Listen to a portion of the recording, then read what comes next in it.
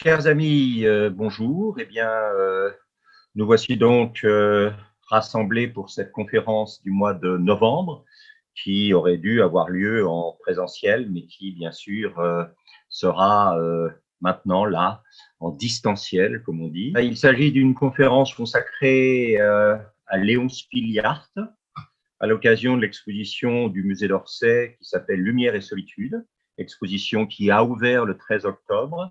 Dieu sait quand elle réouvrira, et qui devrait normalement fermer le 10 janvier 2021. C'est une exposition qui n'a pas de chance, puisqu'elle aurait dû se tenir au musée d'Orsay pendant l'été. Et puis, bien sûr, tout a été décalé. C'est ainsi que les deux conférences que nous avions faites sur De Chirico et Altdorfer, en fait, anticipaient une éventuelle présence de ces expositions, l'une à l'Orangerie et l'autre au Louvre, au printemps, alors que les expositions sont présentées à l'heure actuelle, De Chirico à l'Orangerie et Altdorfer au Louvre, tout ça étant bien sûr fermé à l'heure actuelle. Et si vous ne les avez pas vus, je n'ai pas vu personnellement le Altdorfer. Une ou deux personnes m'ont dit très gentiment que l'exposition du Louvre était un peu en retrait par rapport aux somptueuses toiles que j'avais montrées lors de la conférence.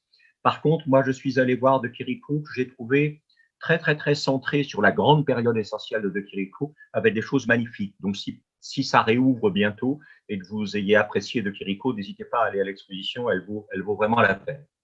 Alors, il y a un catalogue. Pourrons-nous un jour y avoir accès? On ne sait pas. Qui est le catalogue donc, du musée d'Orsay, qui reprend le titre de l'exposition, Lumière et solitude. Je trouve le texte très bien choisi, le titre très bien choisi. Lumière parce qu'on va s'apercevoir que peut-être Spiliart n'est jamais autant lui-même que dans cette tension entre l'obscurité et la lumière. Et puis c'est vrai que au moins jusqu'à, disons, 1917-1918, c'est un peintre extrêmement solitaire. On y revient dans un instant. Alors, un numéro hors série de Beaux-Arts consacré à Spiliart. J'ai essayé personnellement de le trouver dans plusieurs relais marchands de journaux sans jamais y parvenir. Puis, il y a à l'heure actuelle disponible en France deux livres qui ne sont pas vraiment, comment dirais-je, ce sont des livres qui savent des tas de choses sur Spiliart, sans pour autant aborder Spiliart de façon scientifique. En fait, aussi bien Eva Bester, qui travaille beaucoup sur France Culture autour de la notion de mélancolie, que Stéphane Lambert reconnaissent tous les deux une sorte d'identification psychologique avec Léon Spiliart. Et ils ont tous les deux écrit un livre qui à la fois parle de la biographie, de la carrière de Léon Spiliart, mais en même temps joue sur une identification entre eux et Léon Spiliart. Je vous invite à lire les deux livres. Peut-être ils vous agaceront un peu, comme ils m'ont agacé à certains moments, cette espèce de constant retour de l'auteur par rapport à Spiliart, mais en même temps, ce sont des livres que je trouve intéressants et émouvants. Voilà. Alors, j'ai commencé de manière d'ailleurs un petit peu longue, mais tant pis, j'assume ça, en essayant de rappeler un tout petit peu ce qui se passait en Belgique dans le domaine de la peinture à l'époque de Spiliart. C'est très émouvant de penser que ces Flandres qui ont été les Flandres de Van Eyck, les deux frères Jean et Hubert, qui ont été les Flandres peut-être un peu moins Flandre, mais enfin quand même Van der Weyden, c'est pas très loin. Quand on pense à Memling, quand on pense à Hugo van der Goes, quand on pense à Gérard David, quand on pense à tous ces gens, évidemment, à Anvers avec les Bruegel et évidemment Rubens. Enfin, c'est vraiment une terre de peinture, les Flandres, hein, qu'on appelle aujourd'hui la Belgique, mais la partie nord, en quelque sorte, de la Belgique. C'est vraiment une terre de peinture. Et c'est non seulement une terre de peinture à la Renaissance, hein, c'est resté une terre de peinture, là aussi, fin 19e, début 20e. Alors, avec la création d'un groupe qu'on appelle le groupe des Vins, qui a été créé par ce monsieur, Octave Moos, que vous voyez ici peint par un très grand impressionniste puis pointilliste belge qui s'appelle Theo van Rysselberghe.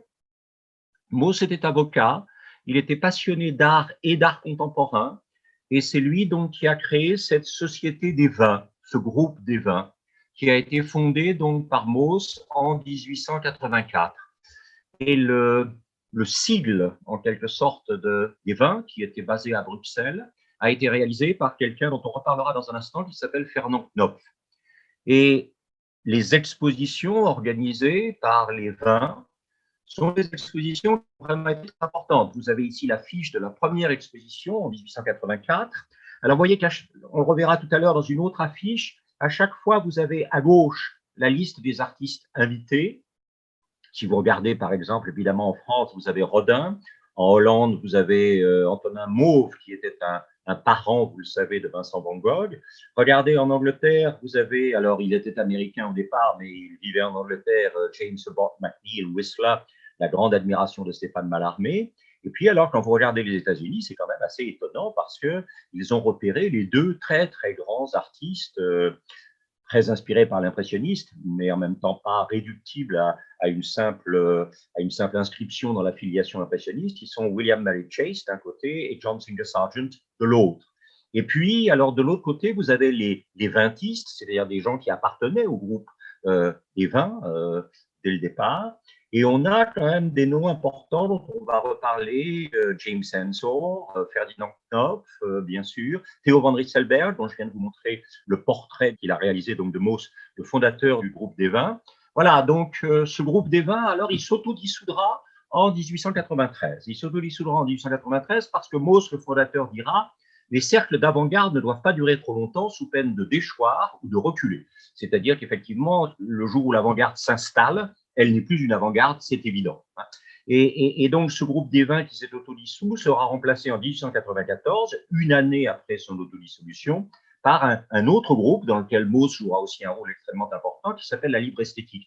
Je vous ai rapporté ici une photo d'une exposition organisée par la Libre Esthétique en 1904.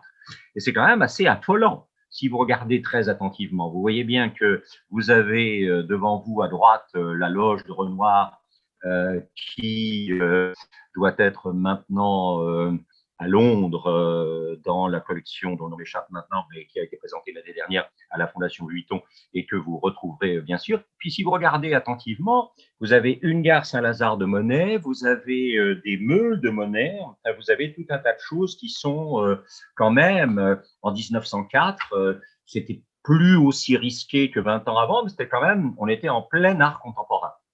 Alors, ce que je voulais signaler quand même, c'est que le groupe des vins a exposé Van Gogh par deux fois, une première fois en 1890, à cause finalement d'un portrait de ce peintre belge installé à Arles en 1888, portrait donc d'Eugène Bosch par Vincent Van Gogh à Arles en 1888. Et si nous regardons l'affiche de l'une des expositions du groupe des vins, celle de 1889, eh bien, vous voyez que dans la liste des artistes invités, vous avez les pointillistes, Henri Cross, vous avez Bracquemont, vous avez Gauguin, Max Klinger, un sculpteur qui réalisera le Beethoven, autour duquel Klimt fera sa prise Beethoven pour la sécession à Vienne, Maximilien Luce, Claude Monet, Moroni Laton, Pissarro Seurat, etc. Et puis, du côté des vintistes, on ne va pas aller très loin dans la liste, on va regarder le premier nom, le nom de Anna Bosch. Alors, Anna Bosch, c'est la sœur de Eugène Bosch. Elle est peintre, voilà son portrait, toujours par Theo van Rysselberghe, mais très importante allusion au japonisme qu'on voit derrière elle à gauche. Anna Bosch, elle fait des tableaux qui sont évidemment des tableaux impressionnistes. Vous avez ici une scène qui représente une communauté rurale, d'une certaine manière, s'inclinant et s'agenouillant au moment de l'élévation pendant la messe. Et alors, quand même, il faut le dire, ça c'est très émouvant, Anna Bosch est la seule femme au monde qui ait acheté du vivant de Van Gogh un tableau de Van Gogh, c'est-à-dire la Vigne rouge que vous voyez ici, qui date de 1888 et qu'elle a acheté à cause du portrait que Van Gogh avait fait de son frère en 1889. Et donc, en 1890, pour la première fois, disons, dans l'histoire du, comment dirais-je, du marché de l'art, de la diffusion de l'art, Van Gogh a été exposé donc à Bruxelles par les vins. Et comme il est mort effectivement un peu après l'exposition de 90, en 1891, on lui a rendu un hommage posthume avec 8 toiles et 7 dessins. Or, si vous calculez un tout petit peu des histoires chronologiques, hein, eh bien, la première exposition Van Gogh à Paris, elle n'aura lieu que 10 ans après, en 1901. Et elle aura lieu rue Laffitte, dans la galerie Bernheim Jeune. Les Bernheim, le père et les fils, ont été parmi les marchands d'art les plus fondamentaux de la fin du 19e et du début du 20e à Paris. Et puis, il y a une dernière personne dont je voudrais parler, qui est Émile Verhaeren. Émile Verhaeren, qui est à la fois un très grand poète, peut-être certains d'entre vous se souviennent d'avoir appris par cœur des poèmes de Verhaeren au lycée, né en 62, mort en 26. Alors, en février 1904, il se passe un événement important. Il est à Paris, où il mène une carrière à la fois de poète, mais aussi de critique d'art assez brillante. Et Léon Spiliart va aller le voir. Et Spiliart va être présenté par Émile Verhaeren à un personnage que vous voyez là qui s'appelle Clovis Sagot, qui était un marchand d'art et dont Pablo Picasso a fait le portrait, comme vous le voyez ici, en 1909. Et on pense qu'en 1904-1905, Sagot a organisé une exposition plutôt de dessin dans laquelle il y aurait eu conjointement des œuvres de Picasso et des œuvres de Spiliart. C'est assez intéressant. Alors, en dehors, bien sûr, du groupe des 20, peut-être certains d'entre vous se souviennent d'être venus avec moi dans cette région, qui est une très belle région de Belgique, qu'on appelle la vallée de la Lys, qui est située pas très loin de Gand. Et dans la vallée de la Lys, vous avez une petite ville qui s'appelle Laethem-Saint-Martin. Autour de cette petite ville, vous avez tout un tas de villages. Et pratiquement de la fin du 19e jusqu'à la Deuxième Guerre mondiale, vous avez eu dans ces villages, autour de Laethem-Saint-Martin, des ateliers de peintres. Tous ne sont pas essentiels, mais il y a un certain nombre de peintres et de sculpteurs importants qui ont, d'une certaine façon, comment dirais-je, réagi les uns à l'œuvre des autres en regardant, s'inspirant eux-mêmes, en influençant. Tout un travail, d'une certaine façon, d'atelier. Alors évidemment, chez Rubens à Anvers, l'atelier, c'était un lieu dans lequel les gens venaient travailler, chacun contribuant à la réalisation de tableaux qui étaient faits à partir de l'intuition, ce qu'on appelait le modello, c'est-à-dire l'esquisse du maître, enfin, l'esquisse déjà très, très précise que le maître avait fait pour répondre à la demande d'un client. Là, évidemment, il s'agit d'un atelier éparpillé. Mais en même temps, tous ces peintres se regardent les uns les autres, vont les uns chez les autres. On est à quelques kilomètres de marche ou de bicyclette. Et il y a une véritable influence. J'ai choisi d'isoler 2 artistes que j'aime beaucoup. L'un qui s'appelle Gustave van der Woestijn, ici une scène. Alors évidemment, on est assez tenté de parler d'un expressionniste. Hein. C'est quelqu'un qui est l'exact contemporain pratiquement de Spiliart, que Spiliart a connu et qui a connu Spiliart, bien sûr.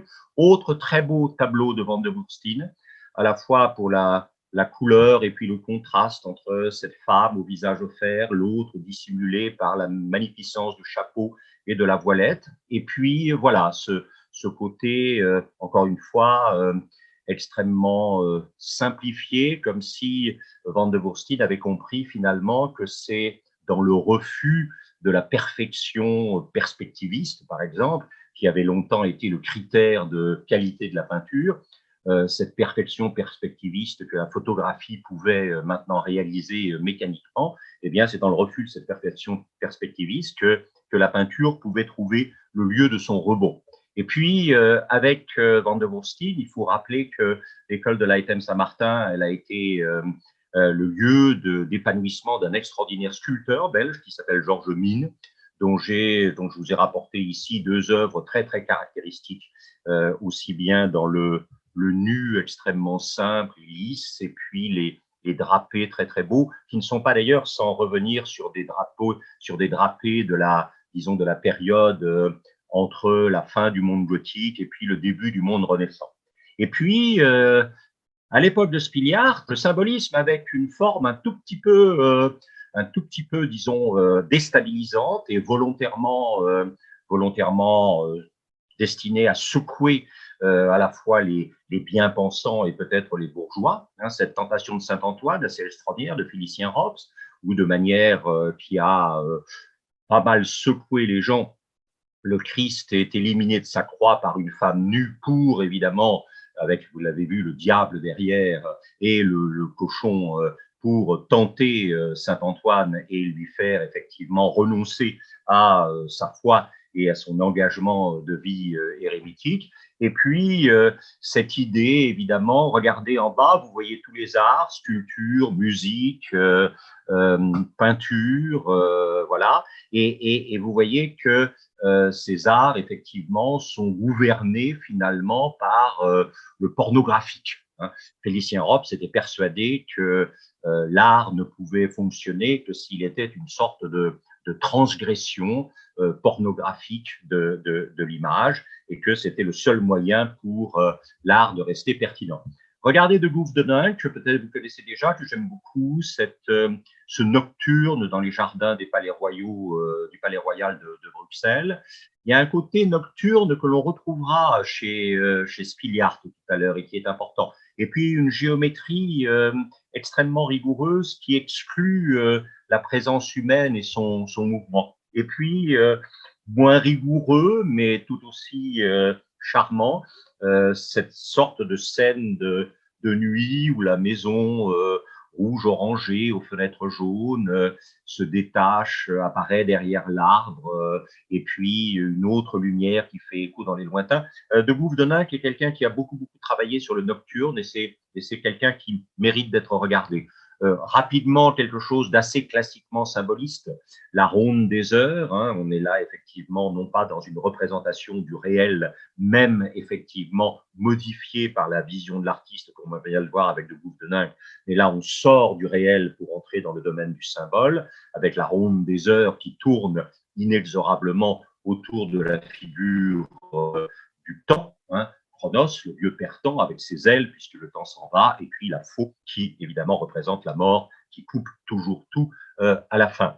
Et puis peut-être le plus fascinant de tous les symbolistes belges, c'est ce personnage qu'on appelle Fernand Knopf, ce très beau portrait de petite fille, ce très étonnant portrait de sa sœur Marguerite, qui a été son modèle obsessionnel. Il y a eu il y a quelques mois une très remarquable exposition de Fernand Knopf au Petit Palais, qui a eu le succès qu'elle méritait.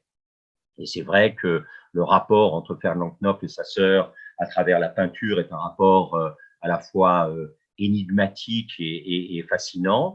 Regardez par exemple cette vision très étonnante qui s'appelle Caresse de l'histoire d'Œdipe, puisque vous avez ici évidemment une sorte de relation quasiment amoureuse entre Édipe et le Sphinx, alors que Édipe va tuer bien sûr le Sphinx, mais après tout, comme le disait Oscar Wilde, chacun d'entre nous tue ce qu'il aime. Hein.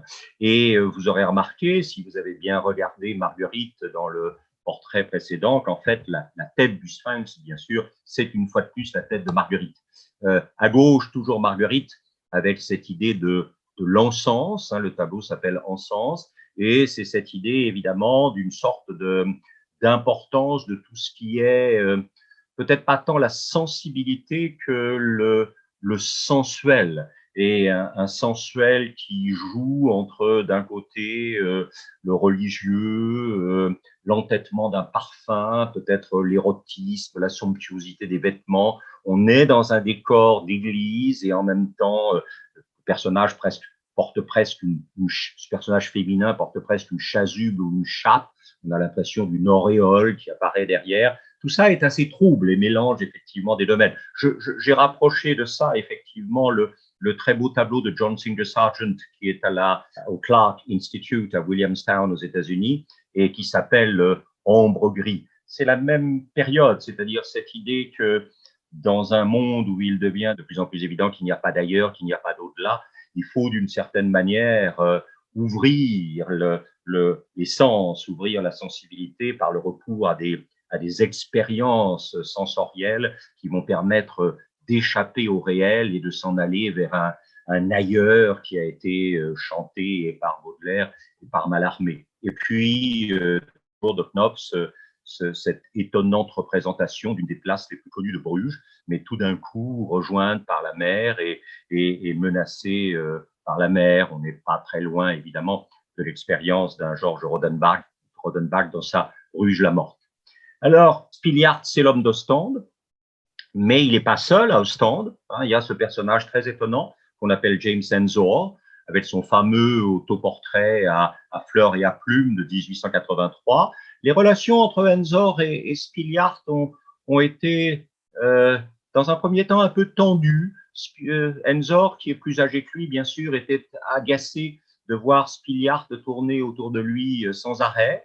Il a fallu que Spilliard le convainque que c'était une véritable admiration qui l'amenait à essayer d'entrer en contact avec lui, Ensor. Et Ensor a fini par reconnaître, par écrit, dans la presse, dans des articles critiques, l'importance de Spilliard. Alors, vous le savez, Ensor, c'est la prolifération des masques, c'est cette idée que le visage disparaît au profit de masques qui sont parfois tout simplement des têtes de mort. Et vous avez là son fameux autoportrait au masque. C'est quelqu'un qui, au début de sa carrière, est capable de faire des natures mortes dans lesquelles il inclut des choses qui sont directement liées avec Ostende, avec la mer, les coquillages, et puis aussi la trace, bien sûr, du japonisme et de l'arrivée extrêmement importante de l'art extrême oriental, soit par le biais des gravures, effectivement, de ukiyo-e japonais, soit par le biais des céramiques japonaises, chinoises, des éventails, etc., qui font que d'un seul coup, l'Europe est allée chercher dans cet Extrême-Orient les bases d'un rebond esthétique. Et en même temps, vous le voyez, c'est l'entrée dans une nature morte qui est déjà extrêmement différente. Si vous regardez en bas à droite, c'est l'entrée de quelque chose qui est de l'ordre à la fois du grimaçant et d'autre chose que de l'humain. Alors regardez cet assez étonnant tableau, cette fascination de la mort, un peintre. Alors, on parle là aussi d'un autoportrait. Si vous regardez derrière, vous allez vous apercevoir qu'il y a un petit tableau avec un personnage en rouge et en vert que nous allons retrouver tout à l'heure. Prolifération des têtes de mort à gauche, en haut, sur le chevalet. Et puis, le peintre lui-même est bien sûr un squelette en train de peindre. Alors, là, vous avez un tableau de Ensor qui s'appelle « Les poissardes mélancoliques ». Avec les 3 crânes de mort qui apparaissent derrière et l'affiche à mort, elles ont trop mangé de poisson, voilà, elles ont mangé trop de poisson. C'est extrêmement, Ensor est quelqu'un d'extrêmement déstabilisant et qui réussit, tout en préservant dans pas mal de tableaux une sorte d'approche extrêmement réaliste du réel, qui d'une certaine façon, vient détruire ce réalisme tranquille par l'émergence du masque et de la mort. Vous voyez à nouveau un portrait féminin ici, perdu au milieu de masques, comme s'il y avait une difficulté constante de la part de l'individu à savoir quelle est exactement son identité, soit parce qu'il la dissimule dans une prolifération de masques, soit parce qu'il n'arrive plus à la ressaisir à cause de cette prolifération de masques. Regardez par exemple ces 2 squelettes qui sont en train de se disputer le jeune homme qui a été pendu en haut, et probablement les 2 squelettes étaient 3 à se disputer le jeune homme et 2 ont réussi à en éliminer un qui est tombé par terre et ils vont maintenant se battre, c'est difficile de se dire se battre à mort, mais ils vont se battre pour récupérer le jeune homme pendu. Et puis, alors, c'est d'œuvre d'Ensor qui est la mort au milieu des masques, comme si finalement nous n'utilisons des masques que pour échapper au dernier masque qui, lui, finalement, ne sera pas un masque puisqu'il sera la dernière réalité de notre visage et de notre présence, c'est-à-dire le crâne de mort. Et puis, ce tableau très connu qu'on appelle l'intrigue, qui montre là aussi cette prolifération de l'identité incertaine, prolifération d'une identité qui se travestit pour échapper aux autres ou pour échapper à elle-même, qui refuse d'une certaine manière d'apparaître dans sa réalité, dans sa simplicité, avec toujours à droite, évidemment, l'idée que le seul masque qui tiendra finalement, c'est le masque de la mort. Et là, vous avez ce tableau qu'on avait vu à l'arrière tout à l'heure dans le tableau du peintre squelette. Vous avez deux squelettes qui sont en train de se disputer un ressort. Voilà. Et vous avez ici la réponse d'Anzor aux critiques. Hein.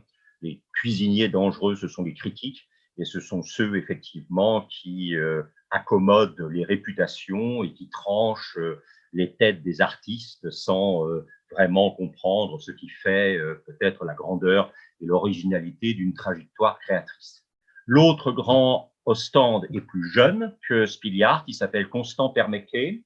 Vous avez un portrait de lui par Fritz Vandenberg ici. C'est quelqu'un qui, au début de sa carrière, va célébrer le côté, disons, lumineux, joyeux du port d'Ostende. Il y a une sorte de, comment dirais-je, de côté virevoltant de la touche qui voit au vent, à la mer, à la lumière, à la qualité colorée des coques des bateaux.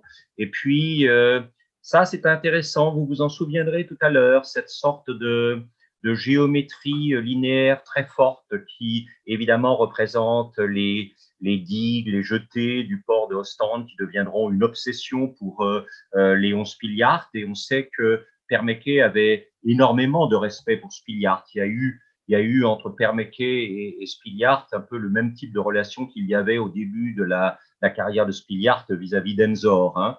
Et puis, Permeke a été marqué quand même par toute cette irruption finalement du néo-primitivisme, de l'art africain. Pensez à ce masque que Matisse offre en 1905, 1906 à Picasso, qui va déterminer chez Picasso la réalisation des Demoiselles d'Avignon, hein, une sorte de, comment dirais-je, d'expressionnisme un peu naïf, hein, dans lequel va se traduire la vulnérabilité des présences, ces mains, ces bras ballants qui disent évidemment la difficulté à avoir un impact sur le réel, ce grand nu solitaire et abandonné dans une fragilité et une froideur assez bouleversante en dépit de la présence architecturée du corps. Ces couleurs qui vont devenir de plus en plus terreuses et de plus en plus sombres,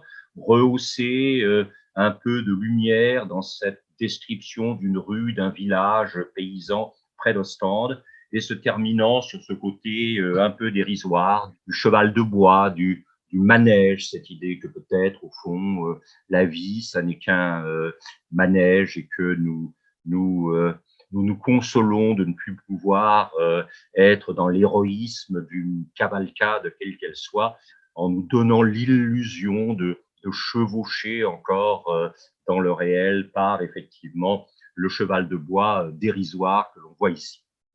Alors, on en vient à Spiliart maintenant, qui est né à Ostende le 21 juillet 1881 et qui est mort à Bruxelles le 23 novembre 1946. Donc, c'est une trajectoire créatrice d'à peu près 65 ans. Alors, je ne vous cache pas que très probablement, je n'ai pas vu l'exposition, mais je pense que l'exposition doit refléter quelque chose qui est un des problèmes de la critique de Spiliart, c'est-à-dire qu'un certain nombre de gens considèrent que, on va en reparler dans un instant, après son mariage en 1917 et l'entrée à la fois dans visiblement une félicité conjugale et puis ensuite la paternité, il y a toute une part du monde de Spiliart, c'est-à-dire le monde finalement de la solitude, si on veut l'exprimer positivement, de l'isolement, si on veut l'exprimer négativement. Il y a toute une part donc de cet isolement-solitude de Spiliart et d'un rapport qui va privilégier dans le monde une sorte de géométrie déshumanisée et une obscurité un peu terrifiante. Tout ceci va disparaître après 1918, en partie, pas totalement, mais très largement. Encore une fois, probablement, ce sera le résultat d'un accès de Spiliart enfin à une rencontre avec l'altérité, avec le féminin, son épouse, et puis aussi probablement la joie d'être père, et qu'à ce moment-là, Spiliart a abandonné ce côté sombre, ce côté obscur, ce côté isolé, tragique finalement, qui demeure pour un certain nombre de critiques, pour un certain nombre de spécialistes de Spiliart, l'essence de la carrière de Spiliart. Ce qui se passe entre 1918 et la fin de la vie de Spiliart n'ayant pas pour eux le même intérêt, la même originalité, la même importance que ce qui s'est déroulé au début de la carrière de Spiliart. On va essayer de réfléchir à tout ça. Voilà, ça c'est quand même, faut le rappeler, ça c'est quelque chose qui est en 1907, avant 1918. Donc il y avait déjà chez Spiliart un petit côté faunesque, hein, retour à la mythologie avec le faune qui invite d'une certaine manière les chèvres, les boucs à danser. Hein. Donc c'est quelque chose qui est de l'ordre de la musique, c'est quelque chose qui est de l'ordre de la célébration, mais c'est vrai que petit à petit, on va voir apparaître chez Spiliart vers la fin des années 10 des représentations de la nature avec une sorte de vitalité proliférante. Je ne vous l'ai pas dit, mais je crois qu'il faut toujours s'en souvenir. Spiliart a très très peu utilisé l'huile et très très peu utilisé la toile.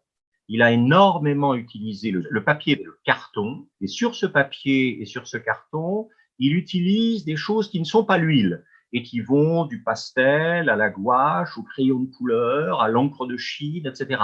L'image de Spiliart, l'essentiel de l'image de Spiliart, n'est pas une image picturale classique. C'est pas de l'huile sur de la toile. Hein, voilà.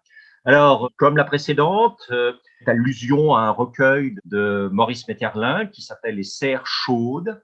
Hein, on est là, effectivement, dans la grande poésie belge fin de siècle, hein, Maeterlinck, qui sera évidemment le librettiste du Péléas et Mélisande de Debussy.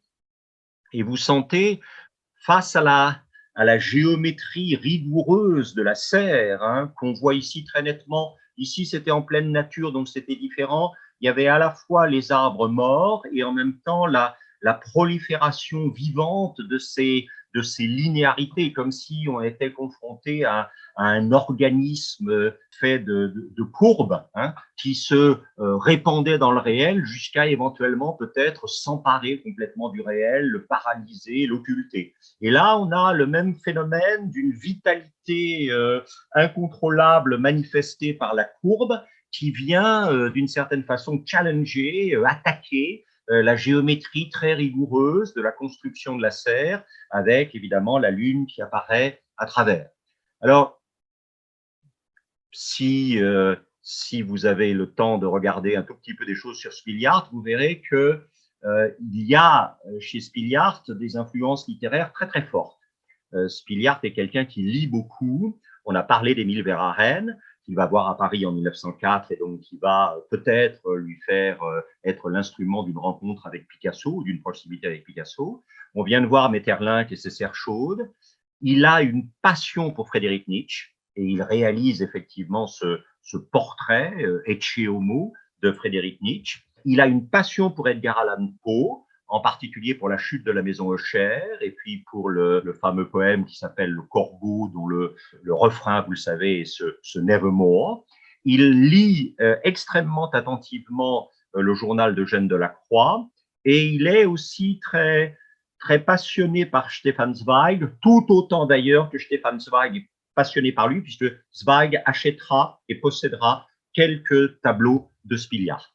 Alors, on est là dans la fameuse deuxième partie de la carrière de Spiliart, avec une insistance très très forte sur la puissance de l'organique. Même si l'arbre est mort, il y a une sorte de capacité de l'arbre à faire proliférer les lignes, à développer des réseaux, à se manifester dans une sorte de croissance constante par rapport à la stabilité et à la limite finalement du construit humain. Le construit humain que nous voyons en contrebas est dans des formes immobiles et statiques, alors que même dans la période où il est mort, l'arbre, d'une certaine façon, se déploie de façon qui est toujours à la fois fascinante et un peu inquiétante. Hein.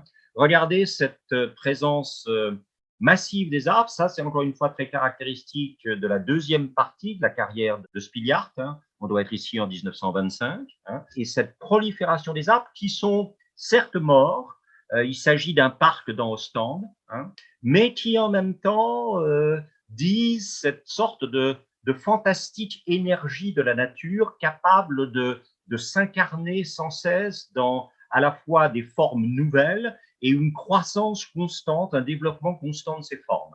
Voilà, ça j'aime beaucoup. Alors il y a peut-être là quelques souvenirs d'estampes japonaises aussi, mais à nouveau, face à la relative stabilité des éléments horizontaux que sont l'eau et que la chaîne de montagne, cette verticalité de l'arbre qui certes est mort, mais dont on voit bien que la dynamique appelle le retour de la vie et du printemps. J'aime beaucoup ça. Alors, il y a tout un tas de genres. Enfin, je pense que les spiliartiens authentiques, si je puis dire, trouvent ça un peu joli. Hein. Vous allez voir tout à l'heure quand on va être dans la grande, dans ce que les grands spécialistes de Spilliart appellent l'essentiel de la période créatrice de Spilliart, on sera dans des choses qui seront moins séduisantes, moins chatoyantes. Hein. Là, certes, on est dans des arbres morts, mais on est toujours de l'arrière-plan lumineux qui est quand même tout à fait remarquable. Hein. Regardez à nouveau ça. Moi, j'aime beaucoup ça. Je trouve qu'il y a alors, ça reste un très, très grand dessinateur. C'est peut-être aussi pour ça que c'est quelqu'un qui a toujours été un peu en retrait par rapport à la peinture en tant que matière, à la toile. C'est quelqu'un qui fonctionne beaucoup, beaucoup, beaucoup dans la ligne. Alors, bien sûr, derrière, vous avez les zones de couleurs successives qui vont en se dégradant pour suggérer évidemment les lointains. C'est une technique de perspective atmosphérique classique, mais j'aime beaucoup la façon dont ces zones successives sont d'une certaine manière à la fois révélées et dissimulées pas vraiment, mais d'une certaine façon, on a l'impression que les arbres sont en train de créer un réseau qui pourra peut-être un jour rendre invisible ce qui est derrière eux. À nouveau, la même chose, je m'attarde pas trop, mais j'ai voulu vous montrer ça. Regardez là aussi, hein, on est parfois dans des choses très austères, très, très, très sombres, hein, et puis parfois, grâce à du pastel, on arrive à avoir des arrière-plans vraiment très, très, très, très beaux et où on sent bien que l'arbre mort, voilà, hein, comme disait est-ce que c'est Shelley, je ne sais plus, hein, si vient l'hiver, alors est-ce que le printemps peut encore être si loin que ça, hein? If winter comes, can spring be far behind, hein? Voilà. À la fin de sa vie, là, on est vraiment dans les années 40. Il y a une sorte de regard sur la puissance des troncs, hein, qui traduit peut-être d'ailleurs une sorte de prise de conscience de la fragilité de lui-même. Hein. Cette fermeté des troncs, peut-être qu'elle renvoie à la fragilité de Spilliart au moment. On sait en plus qu'il avait un ulcère à l'estomac qui le faisait extraordinairement souffrir, qui a rendu les dernières années de sa vie assez douloureuses. Et peut-être que vous avez remarqué, on a complètement abandonné le côté très ramifié, très proliférant des branches. Et là, on est vraiment dans les troncs qu'on retrouve ici, effectivement. Des troncs mutilés, des troncs blessés, mais des troncs qui tiennent d'une certaine façon. Hein. Et alors, vous allez voir, là, on fait un détour par quelque chose qui, dans les années 20, emmène vers un paysage qui est à nouveau un paysage marqué par les courbes, alors qu'on verra que dans ce qu'on appelle sa grande période, la ligne droite est absolument fondamentale parce que la ligne droite, elle va contre la courbe naturelle. Hein. Alors, j'avais montré tout à l'heure cette maison la nuit de Bouffe de Dingue parce que je voulais pouvoir montrer ça.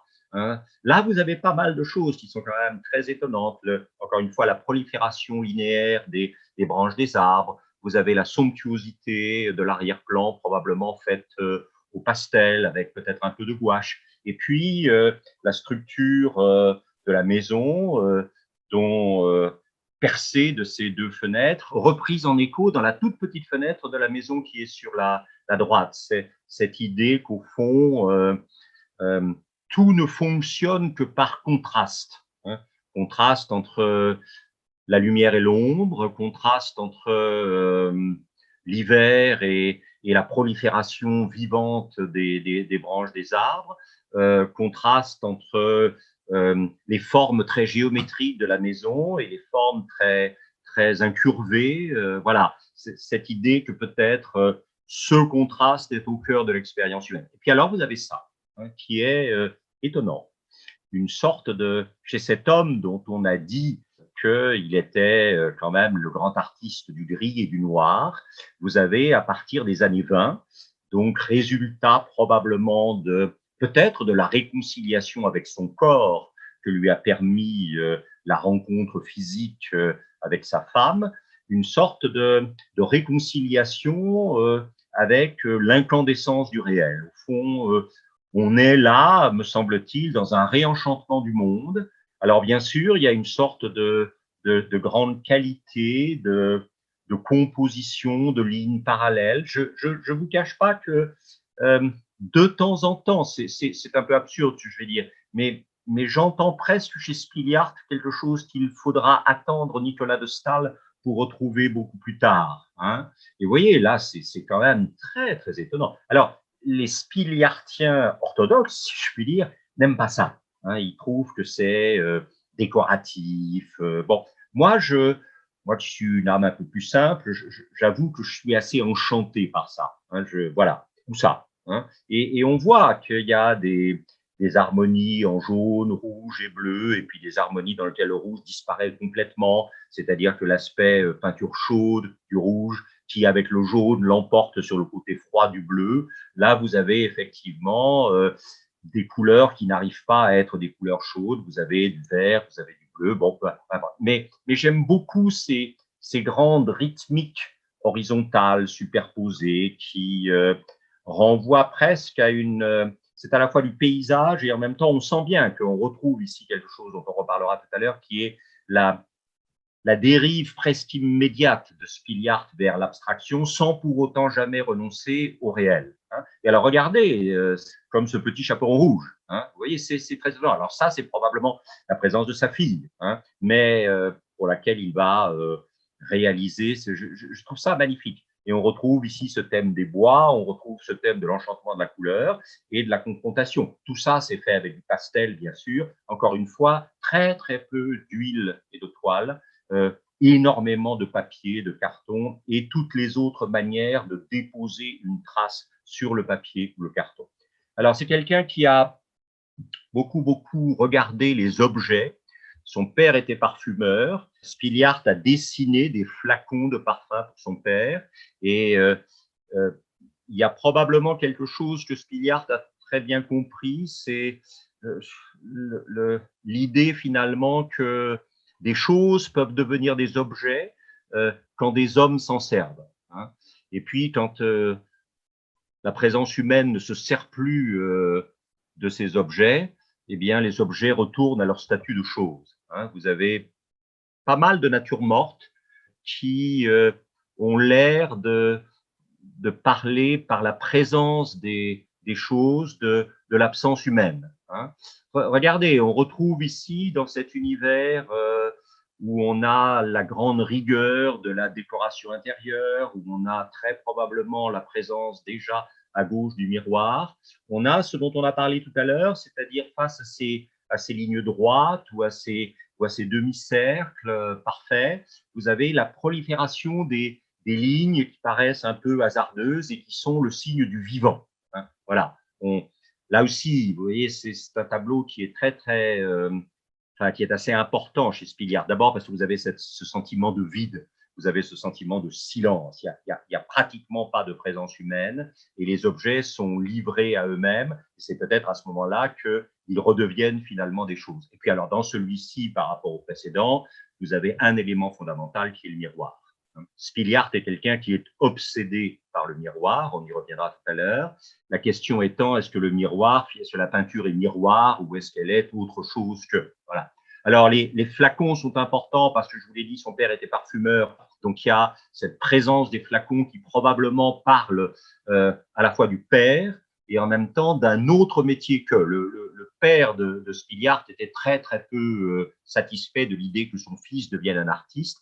Il aurait voulu que son fils reste avec lui dans l'entreprise familiale, qui étaient, vous savez, dans les cours européennes, vous avez ceux qu'on appelle les fournisseurs de la cour. Eh bien, le père de Spiliart, avec sa parfumerie d'Ostende, était le fournisseur officiel en parfum de la cour du roi Léopold II des Belges. Hein, voilà. Et vous voyez, là, on va vers des choses extrêmement intéressantes. D'abord parce que la palette s'est réduite vers le noir et blanc, ce qui est toujours le signe de quelque chose de très important chez Spiliart. On est effectivement en 1909, en plein dans la grande période de Spiliart. Et vous voyez que, outre évidemment les horizontalités qui sont suggérées, par exemple, dans les trois flacons, par la juxtaposition de zones horizontales, parfois ponctuées d'un bandeau circulaire dans celui du milieu, vous avez aussi les grandes verticalités des reflets. On va y revenir tout à l'heure. Hein. Et puis, bon, là, vous retrouvez des choses, évidemment, qui sont assez intéressantes, puisqu'on retrouve la présence de la mer à travers les coquillages, on retrouve le pan et on retrouve le thème des reflets, évidemment, sur le flacon. Et puis, est-ce que c'est un souvenir d'Enzor? Est-ce que c'est un hommage à Enzor dans ces objets du quotidien, finalement, le surgissement du crâne de mort qui renvoie à la tradition probablement d'un côté de la grande peinture classique qu'on appelle la vanité, et puis en même temps, peut-être, un hommage plus local et plus immédiat à Enzor. J'aime beaucoup ce tableau où, là aussi, vous voyez, c'est quelque chose qui, je crois, est très important pour Spiliart. C'est cette idée que, au fond, la présence des objets, la présence des choses, peut-être plus précisément, n'est là que pour souligner et rendre plus vertigineuse l'absence des sujets. Hein. Alors on pourra me dire qu'évidemment cette table est préparée pour une fête, que dans quelques minutes des gens seront autour de cette table et célébreront joyeusement le fait d'être ensemble, de partager de la nourriture. Oui, mais en même temps, c'est pas ça qui intéresse Spiliart, visiblement. Ce qui intéresse Spiliart, c'est un rituel d'organisation de l'espace, d'organisation d'un certain nombre d'objets, dont à la limite, on se dit qu'il pourrait se passer de présence humaine. Hein, et ça, je crois que c'est une des grandes questions de Spiliart, véritablement, c'est est-ce qu'au fond, l'homme a voilà, où en est la place de l'homme dans le monde. Et si vous regardez ça, que je trouve une des très grandes œuvres de Spiliart, vous avez cette sorte de nature morte de premier plan avec des livres, des cahiers, des boîtes, peut-être des flacons, des burettes de je ne sais quoi, des accumulations de papier.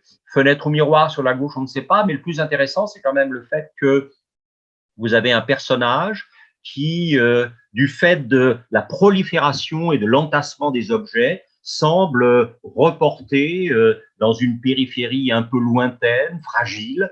Il est vu de dos en plus, et c'est comme si, d'une certaine manière, le système des objets renvoyait à une fragilisation du sujet.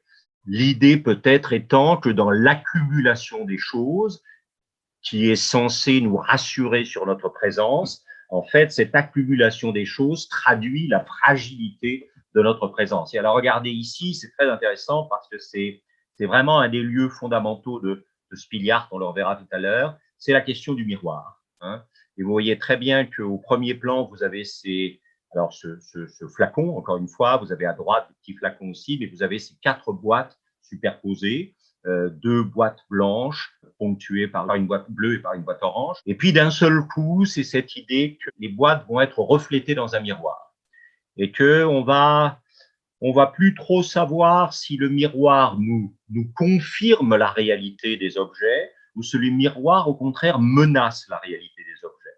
Et au fond, entre le réel et l'image, entre l'objet et l'objet reflété dans le miroir, quel est le plus réel des deux? Alors, il y a eu chez Spiliart, c'est très étonnant, est-ce que c'est encore le système des objets? J'ai peut-être un tout petit peu forcé les choses, mais il y a eu de la part de Spiliart la découverte étonnée de ce qu'on appelait à l'époque le dirigeable, vous savez, les zeppelins. Et là, vous avez la représentation d'un hangar à dirigeable. Hein. Vous avez dans la nature, nuages, collines, etc. Vous n'avez que des courbes, que des incurvations, etc. Et puis tout d'un coup, vous avez cette grande géométrie inexorable hein, d'orthogonalité, de lignes parallèles, etc., qui est l'endroit où est fabriqué le dirigeable, dont la forme est très, très étonnante. Forme, est-ce qu'il est pas un peu tiré par les cheveux de dire légèrement phallique, je ne sais pas. Bon, vous réfléchirez à tout ça. En tout cas, quelque chose à la fois sur lequel on n'a pas de prise là-dessus, et qui est quand même quelque chose d'assez impressionnant, d'assez écrasant.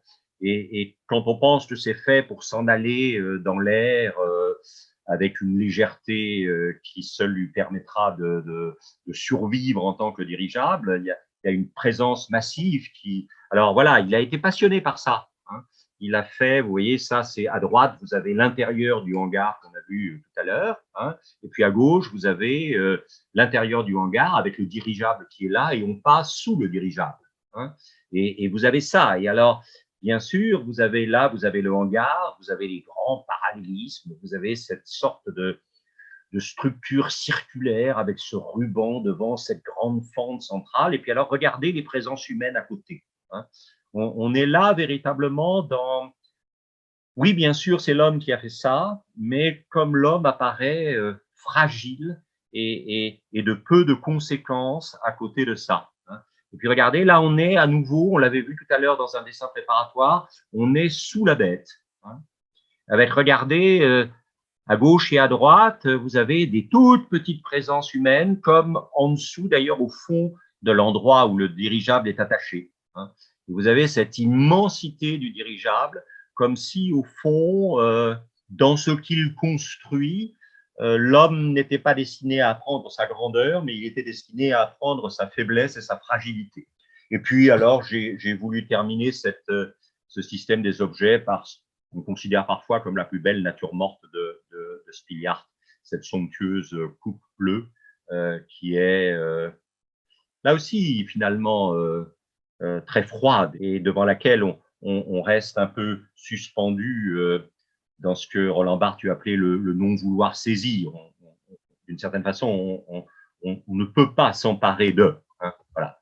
Alors le féminin est très important chez Spiliart. 1916, son mariage avec Rachel Vergisson, d'où va naître leur fille Madeleine. Très, très beau dessin de Rachel dans un demi-sommeil. Autre très beau dessin hein, vraiment, Spiliart est un très grand dessinateur. Et comme tous les très grands dessinateurs, il y a un art fabuleux de la réserve, c'est-à-dire de l'inoccupation de la feuille. Ce qui fait que par le fait qu'une grande partie de la feuille n'est pas occupée par le dessin, le visage apparaît véritablement comme surgissant de la feuille, une sorte d'apparition. Hein. L'enfant, la vieille dame, lisant, l'attente, le regard, l'observation dans le port d'Ostende, qui semble être une caractéristique de la jeunesse, l'attente, l'attention sur le surgissement possible de, voilà. Mais c'est aussi l'attente qui est celle des femmes de marins. Hein, on est à Ostende, donc dans un port à la fois industriel et de pêche, et les femmes attendent le retour de leur mari. Hein, voilà, femmes seules, isolées, parce que elles ne sont pas sûres du retour de celui qu'elles attendent. Ça prend parfois un petit côté caricatural. Hein, il y a un côté d'émotion ici, un peu de lourdeur, mais parfois un peu caricatural. Refus d'une esthétique trop facile. Hein. C'est une femme du peuple. On n'est pas dans une élégance, mais on est dans une solidité. Et on est dans un regard porté vers la mer pour attendre le retour de l'être aimé. Là, on retrouve quelque chose qui est assez fréquent on en reparlera tout à l'heure, chez Spiliart, c'est la notion de déséquilibre. Au fond, l'être humain est en déséquilibre dans le réel, et l'attente, là, suggère justement cette espèce de déséquilibre, tout entier tendu vers le retour possible de l'autre, et en même temps essayant de récupérer une sorte de solitude stable dans ce monde. Fille de marin et fille de marin, peut-être la volonté de ne pas embellir les choses, hein, Profil, par contre, lui, plutôt esthétisant. Là, au contraire, stylisation expressionniste assez forte. Là aussi, beaucoup, je trouve, d'empathie et de respect de Spiliart vis-à-vis toujours de ces femmes du peuple, ces femmes de marins, dont l'élégance et le côté esthétique ne saurait être la préoccupation. La préoccupation essentielle, c'est le retour et de celui qui est aimé et de celui qui va pouvoir nourrir et faire vivre. Et je trouve ce profil assez dénudé, assez fragile, et ses mains serrées, je trouve ça très émouvant. Hein. Personnage vu de dos, jeune fille, qui n'est devant aucune des deux fenêtres, mais devant le mur. Très, très belle femme à la voilette. On est passé d'un seul coup des femmes du peuple à des femmes de la grande bourgeoisie, hein, avec quelque chose à la fois d'une élégance, mais d'une froideur aussi assez fascinante. Et puis, cette dissimulation du regard derrière la voilette. Hein. Et là, on revient à quelque chose d'un peu inquiétant, hein, une sorte d'hyper-présence, mais d'hyper-présence tendue, pas menaçante, mais on sent derrière ses yeux bleus et on sent comme une espèce de frémissement intérieur, de fragilité intérieure, peut-être de légère schizophrénie. C'est très étonnant.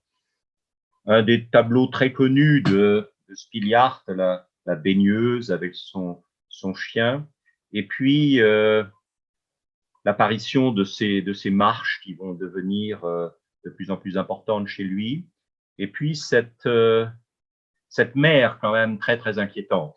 Hein, c'est cette mer qui est faite de formes là aussi proliférantes comme les arbres tout à l'heure, mais très noires. Et on comprend que la baigneuse hésite à basculer parce qu'elle basculerait dans un monde qui probablement est un monde qui va la dévorer, l'enfermer. Dessin préparatoire, bien sûr. La reproduction n'est pas parfaite, mais c'est très caractéristique de ces grandes lignes obliques qui vont devenir obsessionnelles assez vite chez Spiliart.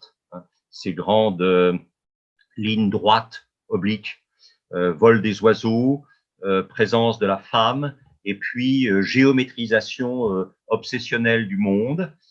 Autant Spiliart peut s'émouvoir d'une présence féminine, autant il peut aussi se tenir à distance de la présence féminine par une sorte de travail caricatural qui n'est pas, je dirais pas sans méchanceté, mais sans, enfin, oui, peut-être une certaine cruauté objective, hein, avec la jeune femme au coup de vent, hein, dont on comprend que le coup de vent veut probablement dire autre chose, c'est-à-dire ce moment où le surgissement d'une présence, ou le surgissement d'un événement va venir complètement déstabiliser la personne, déstabilisation qui se manifeste à la fois par le fait que la jupe remonte et fait entrevoir évidemment les culottes avec les cheveux au vent, et puis la bouche ouverte dont on devine qu'elle est en train de hurler. Hein. Peut-être que c'est pour échapper à ce coup de vent qu'on a la buveuse d'absinthe, hein, celle qui… alors c'est très intéressant de voir là aussi le regard fixe et obsessionnel peut-être de la dépendance et de l'incapacité d'échapper finalement à voilà. Hein. Toujours un côté assez à la fois visiblement de la part de Spiliart une pitié et en même temps une volonté de ne pas tomber dans une pitié trop facile, donc une sorte d'exactitude du symptôme et du symptôme un peu inquiétant qui ne l'abandonne jamais. Hein. La femme dans le train, une grande toile de Spiliart sur la solitude, peut-être d'ailleurs plus encore sur l'isolement que sur la solitude, avec des deux côtés ces bancs au parallélisme volontairement très très fortement accentué et qui s'oppose aux grandes verticalités de la fenêtre au fond. Et puis cette femme peut-être en deuil seul, loin de toute présence finalement, vu de dos. Et là, on entre dans le réalisme, on est probablement dans les souvenirs d'estampes japonaises, certainement, avec un personnage qui est d'une certaine façon au bout de la terre et qui est confronté, comme la baigneuse de tout à l'heure. Alors, c'est moins sombre que la mer de la baigneuse de tout à l'heure, mais c'est quand même la confrontation avec quelque chose dans lequel on se dit qu'à un moment ou à un autre, il faudra plonger, et en même temps qu'en y plongeant, on s'y perdra définitivement.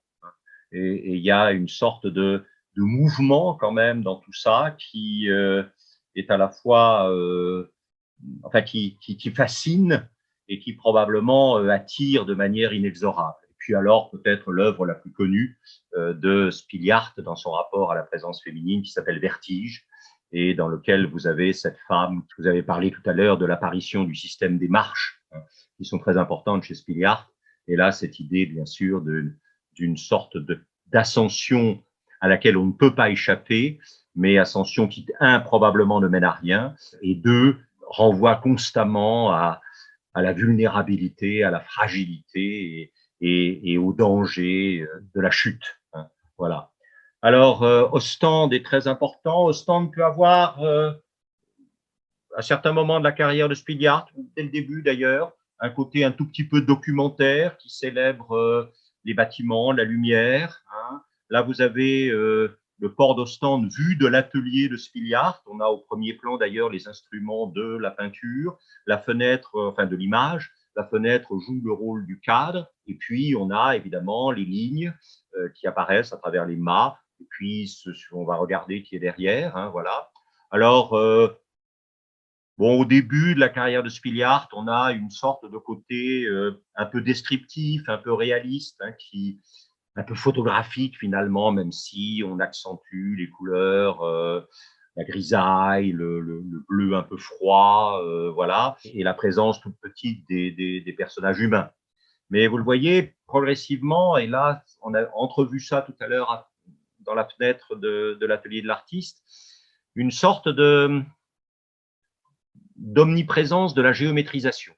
Omniprésence de la géométrisation qui apparaît à la fois avec les mâts, puis en dessous, ce qui semble être pratiquement un peu des planches à la Deauville, parallèles, se croisant à angle droit, et puis très probablement derrière un chenal, avec ce qui va supporter l'avancée de la Terre vers la mer, là aussi une géométrie obsessionnelle, orthogonale, des parallélismes répétitifs à l'infini. Et puis la maison là-bas, on va retrouver ces parallélismes, ces géométries avec ces grandes verticalités qui se croisent à angle droit au premier plan, ce qui fait que le côté moins géométrique des voiles est complètement nié par tout ce qui organise l'image autour du linéaire, autour de l'orthogonal, autour du parallélisme. Hein.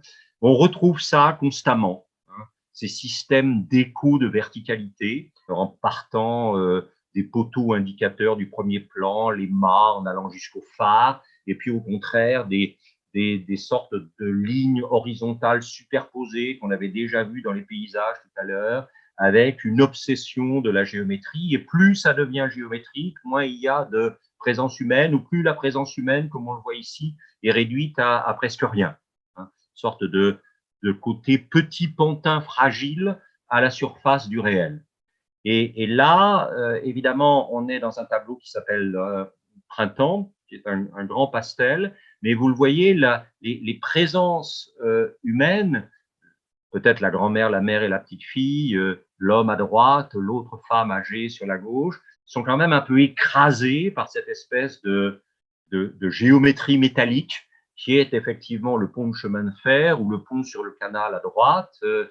Il y a ces grandes lignes obliques qui, d'une certaine manière, strient l'espace, qui vont devenir de plus en plus obsessionnelles. Alors, Dieu merci, il y a ces choses-là, même si le parallélisme du sable sur la plage est extrêmement insistant, mais qui renvoie à une mer libre de la présence finalement de la main de l'homme créant pour s'imposer à la mer des structures métalliques, voilà. Mais en même temps, c'est le vide absolu, vide qui revient ici avec la maison. Regardez l'angle qui apparaît au premier plan à gauche, là. Et puis, cette idée d'une nuit qui vient avec des lueurs qui s'allument, le parallélisme du bout de la jetée, et puis la maison seule. La maison seule, pas de présence et une sorte de fragilité plus humoristique probablement, mais pas non plus très rassurant. Cette petite silhouette du jeune homme à l'écharpe rouge, et puis face à une puissance inexorable de la mer qui déjà est venue mouiller ses souliers, peut-être pas, mais en tout cas ses pieds et les bas de ses pantalons. Et on sent bien la fragilité de la présence humaine par rapport à la puissance de la succession des vagues. Hein. Et puis alors, ça, c'est vraiment peut-être le cœur de la carrière de Spilliart. Hein. C'est-à-dire, bon, ben là, vous les avez, les grandes lignes obliques, parallèles, les reflets. Hein, vous avez le phare qui se reflète en phare, la maison qui se redouble en maison. Et puis, vous avez cette grande ligne oblique à droite, cette grande ligne oblique de l'autre côté du canal, et puis cet en aller à l'infini vers la droite, dans une absence totale de présence humaine, pas un bruit, pas une voix, pas un son, le vide.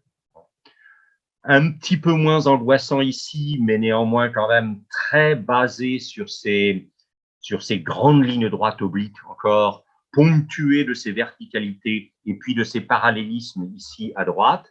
Alors ça, c'est un des chefs-d'œuvre évidemment de Spilliart, hein, le brise-lames, qui est absolument étonnant et dans lequel on voit cette sorte de protection construite de main d'homme qui s'enfonce avec la brutalité d'une lame dans l'espace pour atteindre jusqu'à la mer, avec le tout petit poteau, peut-être porteur de lumière. Et regardez bien à droite, en haut du tableau, pénétrant la mer, des ombres portées un peu étonnantes parce qu'elles sont, ou alors est-ce que ce sont d'autres brise-lames, peut-être ce sont d'autres brise-lames parce qu'elles contredisent évidemment l'ombre portée du poteau. Mais vous voyez, c'est ces parallélismes obliques qui disent un ordre, qui disent une mise en ordre, une organisation du monde dans lequel aucune présence humaine n'apparaît. On retrouve une autre ici, qui est assez étonnante. Regardez ces lignes absolument fabuleuses qu'il trace, ces zones parallèles, toujours dans une absence totale de présence, pas de son, pas de mouvement, pas de...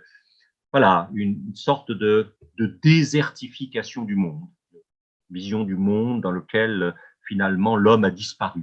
Et regardez ça qui est très, très, très étonnant, ce désir de demeure, ce désir de présence, ce désir de stabilité. Vous vous souvenez peut-être des jardins du Palais Royal de Bruxelles par de Bouffes de Nain tout à l'heure, ces géométries nocturnes. Parce que les deux grandes ombres portées à gauche, noires là, qui semblent presque s'avancer de manière menaçante vers la maison, en tout cas à nouveau de façon très, très, très bouleversante, ce silence, cette immobilité, cette absence de toute présence humaine.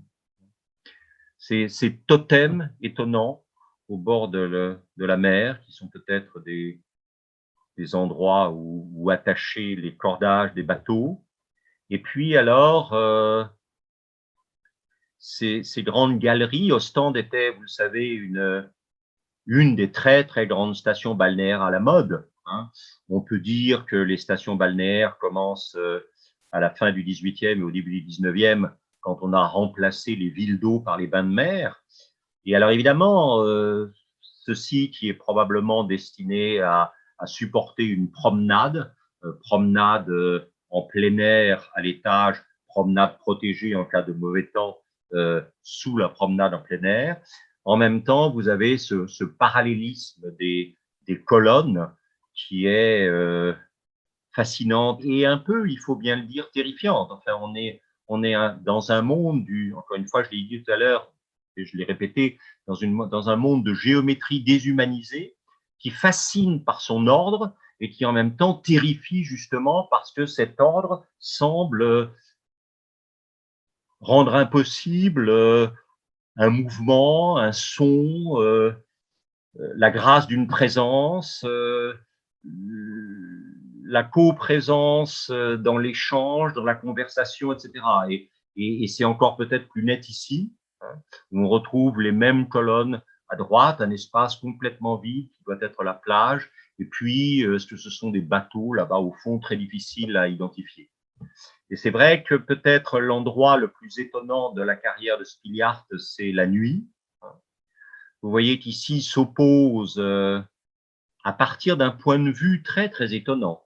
D'où est-ce qu'il regarde? Peut-être d'en bas de cette succession de colonnes que nous venons de voir là sur la promenade de la plage d'Ostende, avec en haut la lumière de la Lune, et puis ces lumières rouges rondes et ces lumières linéaires blanches, toute cette présence lumineuse qui dit finalement, avec ou contre la présence de la lumière naturelle de la Lune, la présence de l'homme, et en même temps le vide et l'absence totale de.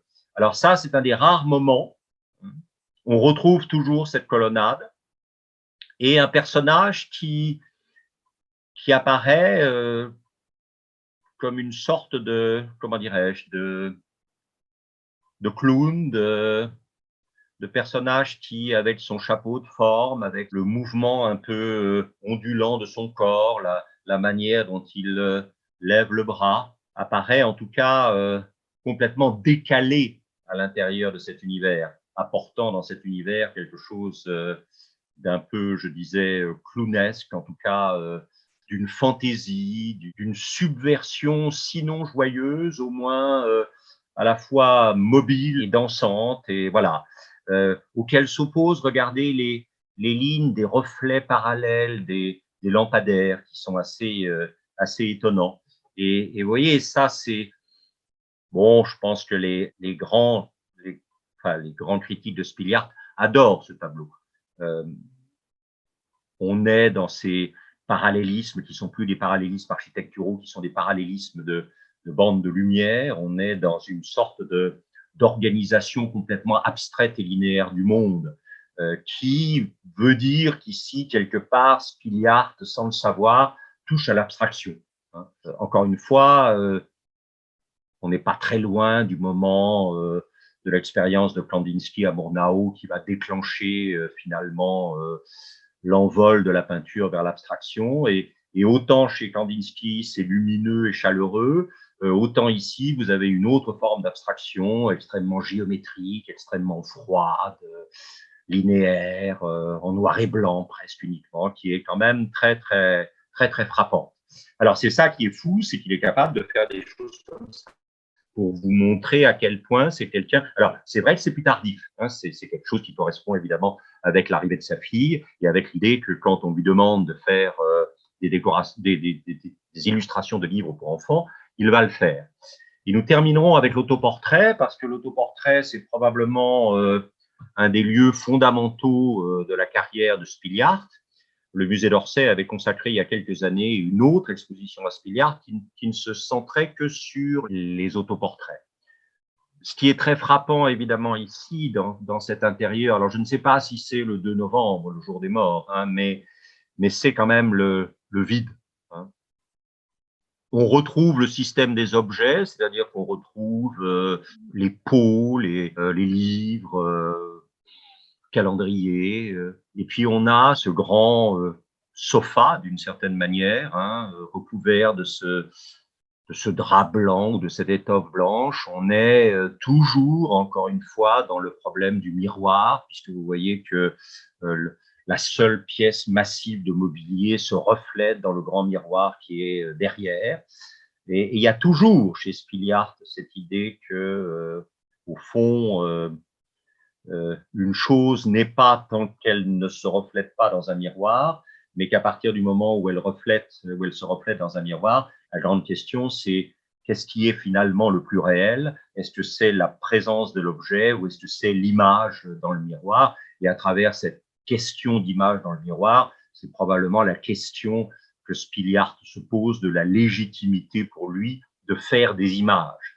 Est-ce qu'en faisant des images, on ne nie pas la réalité de l'objet, on ne s'impose pas en maître de la réalité de l'objet, en décideur de la réalité de l'objet et en décideur de la réalité du monde.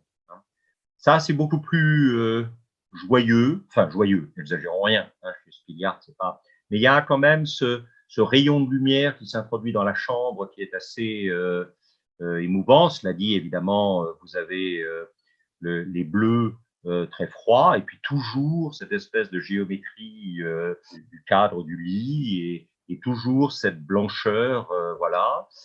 Ça, j'aime beaucoup. Je trouve que c'est assez fabuleux.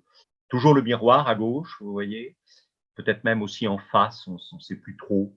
Et en même temps, cette grande verrière qui ouvre sur autre chose que le miroir, c'est-à-dire qui ouvre véritablement sur la réalité du monde extérieur, tout en offrant d'ouverture sur la réalité du monde extérieur que par la rigueur géométrique. Alors, est-ce que c'est une méditation sur l'inévitable géométrisation de l'image pour pouvoir rendre compte du réel et que finalement l'image n'est pas simplement un reflet, elle est une reconstruction du réel, c'est possible aussi. Voilà, et puis ça, évidemment, c'est très, très étonnant. On retrouve ce thème. Alors ça, c'est évidemment avant la rencontre avec sa femme. C'est le moment où il vit seul et où on sent bien que le lit recouvert du drap, le drap est vraiment un linceul. Alors vous vous souvenez tout à l'heure de ces paysages très colorés qu'on a vus. C'est clair que les gens qui sont, à juste titre, extrêmement frappés et touchés par ce moment de la carrière de Spiliart, c'est quand même cette mise en image de ce qui est peut-être même pas une solitude, mais un isolement assez terrible. Il y a quelque chose de bouleversant, de tragique là-dedans, qui fait que certains critiques pensent que l'essentiel de Spiliart est là, et qu'ensuite, par l'accès au bonheur, il est entré dans une espèce d'image un peu dérivative et qui n'a plus la force douloureuse, la force bouleversante, mais essentielle de ça. Alors au début, l'autoportrait est voilà, hein, vous n'avez pas choisi de Frédéric Nietzsche, donc on sent bien l'importance de Nietzsche dont j'ai parlé tout à l'heure. Au moment où il fait ça en 1902, on n'est pas encore dans la solitude tragique du lit ici. Hein. T.S. Eliot disait qu'il fallait jamais exprimer une émotion de manière ouverte, je souffre, je suis seul, etc., mais qu'il fallait trouver ce qu'il appelait un corrélat objectif, c'est-à-dire un objet, une situation qui devenait la formule de l'émotion. Et je trouve que ce grand lit blanc qui dit à la fois la solitude, qui dit le linceul, qui dit finalement l'inévitabilité d'une mort anticipée par l'isolement. Hein, voilà. Là, il est élégant. Hein, on est encore dans la Genève. Élégant et fier de l'être, si je puis dire. Hein. Ça, c'est un autoportrait de lui beaucoup plus tard. Il a continué à faire des autoportraits, beaucoup moins importants que ceux de la période 1900-1910. Hein. Mais il a continué à se regarder. Vous vous souvenez des femmes aux yeux bleus tout à l'heure, hein, on retrouve ça chez lui. Hein. Ces yeux bleus qui sont à la fois extrêmement séduisants et qui apportent pratiquement la seule nuance de couleur dans quelque chose qui est très dessiné, hein, qui est très en noir, blanc et gris d'une certaine manière. Hein. Et en même temps, des yeux bleus qui sont finalement très froids. Hein. Le bleu est une couleur froide. Alors, ce froid peut vouloir dire là aussi la vulnérabilité, mais voilà, ça reste quand même dans une froideur assez étonnante. Là aussi, c'est un autoportrait assez surprenant. Alors, c'est un autoportrait dessiné uniquement.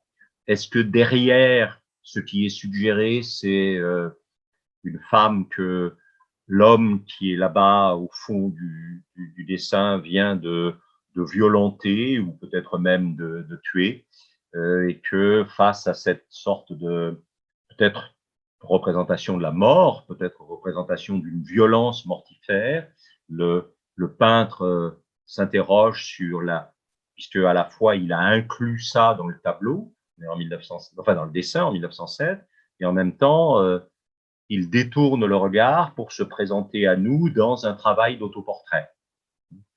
On retrouve ici à la fois cette séduction du bleu, mais cette séduction froide. Hein, et à nouveau, cette idée d'un personnage qui est en train de traverser l'image de droite à gauche, et puis qui tout d'un coup semble prendre conscience de notre présence, se retourner vers nous et brutalement nous interroger, s'interroger sur quel est le regard que nous portons sur lui. Et est-ce que ce regard va d'une certaine manière le fonder dans l'existence, le rassurer sur son existence et sa présence, ou est-ce que ce regard, c'est une menace contre son existence et sa présence? Je trouve cette série d'autoportraits très forte. Hein. Encore une fois, Orsay avait consacré une exposition uniquement aux autoportraits. Et c'est vrai que entre 1900 et 1909-10, il y a une série d'autoportraits assez vertigineuse. Hein. Alors ici, c'est d'une certaine façon plus rassurant dans la mesure où c'est Spiliart au travail. C'est cette idée que, oui, bien sûr, là j'étais sans attribut, j'étais seul. Et ce qui m'inquiétait, c'était de savoir si la façon dont vous me regardiez, ça menaçait mon existence ou au contraire, ça me rassurait sur mon existence. Mais là, d'une certaine façon, j'ai pas besoin de votre regard parce que pictor sum, au moins, je suis peintre. Hein. Et même si vous avez le porte-manteau sur lequel sont posés les manteaux du chapeau, etc., les parapluies, vous avez quand même encore un miroir. Hein. On ne peut pas échapper à cette idée. Est-ce que la toile que Spiliart a devant lui, c'est un miroir du réel? Est-ce que c'est une image déformée du réel? Et est-ce que peindre, ça n'est pas produire une image déformée du réel pour que le réel, qui jusque-là était silencieux, parle par cette déformation, d'une certaine façon. Voilà, là, ici, il est en train de lire. Hein. Je vous l'ai dit, c'est quelqu'un qui a accordé beaucoup d'importance au littéraire. Je n'ai pas cité, par exemple, Lautréamont, qui le fascinait. Il aurait peut-être fallu revenir aussi sur peut-être l'influence d'Odilon Redon. Mais bon, voilà. Mais c'est quelqu'un qui probablement vous dit que la toile, c'est une écriture. Et qu'elle requiert de vous, qu'elle requiert du spectateur. Quand je dis la toile, c'est le dessin, c'est le pastel, c'est la gouache, c'est tout ce que vous voudrez, puisque vous savez que le rapport à l'image est un rapport qui ne passe pratiquement pas par la toile et l'huile. Mais cette idée que, voilà, hein, il faut lire. Il faut lire. D'une certaine façon ici, peut-être qu'on pourrait dire que Spiliart illustre cette phrase de la poétesse américaine Emily Dickinson, hein, « Ceci est ma lettre au monde qui ne m'a jamais écrit. » Et « This is my letter to the world that never wrote to me. » Hein. Et d'une certaine façon, les toiles de Spiliart sont une sorte de lettre lancée vers le monde, puisque le monde semble ne jamais lui écrire. Hein. Regardez ici, on revient encore une fois à cette idée de pictor sum. Hein. Tout à l'heure, on avait le livre, on avait le tableau, et là maintenant, on a le crayon rouge. Hein. Sur ces présences de plantes curvilignes qui s'opposent aux côtés. Regardez, derrière, là, on a vraiment l'impression… Je finis par me demander un jour s'il n'y avait pas, je ne sais pas si vous vous souvenez de ce très bel autoportrait de Poussin, où il y a derrière Poussin un entassement de cadres, de tableaux retournés. Et j'ai toujours pensé ici que derrière les courbes des plantes, plantes peut-être, je sais pas, enfin, un peu envahissantes, un peu serpentines, vous aviez la grande rigueur géométrique des toiles entassées, les unes derrière les autres. Et probablement ici, je pense, reflété dans un énième miroir. Et puis alors, ce qui est très important, je trouve, pas encore là, mais là, nettement, c'est l'idée d'entourer les yeux d'un cercle noir qui sont peut-être des lunettes suggérées, peut-être autre chose, cette idée de l'exacerbation du regard, cette idée d'entourer les yeux pour bien montrer que c'est là que ça se joue. Toujours, toujours le miroir, toujours le créateur d'images au travail. Derrière lui, sur la table, la feuille blanche qui attend d'être couverte, qui attend le moment où Mallarmé parlait du papier que la blancheur défend. Il va falloir résister à cette blancheur ou attaquer cette blancheur et par la prise de risque du geste, annihiler cette blancheur, cette neutralité pour faire surgir une parole dessinée, une parole gouachée, une parole pastellée, mais une parole. Et à nouveau, ce thème du miroir derrière, sorte de monochromie un peu, ce gris blanc rehaussé de cette, il faut bien appeler, je pense, une lune derrière, de même le bord rose en haut et en bas du pot à gauche. Et puis, face au tableau, encore une fois, ses yeux entourés de ces cernes circulaires qui sont peut-être un pince-nez, peut-être ou tout simplement cette idée de l'importance de l'exacerbation du regard, de l'attention, et du fait qu'ensuite il faudra trouver un équivalent de ce regard exacerbé dans une forme à déposer sur le papier ou sur le carton. Passage de la présence à l'ombre, le contour, la masse indéchiffrable, et en même temps reconnaissable la présence sur fond de lumière, mais une sorte de disparition de la présence.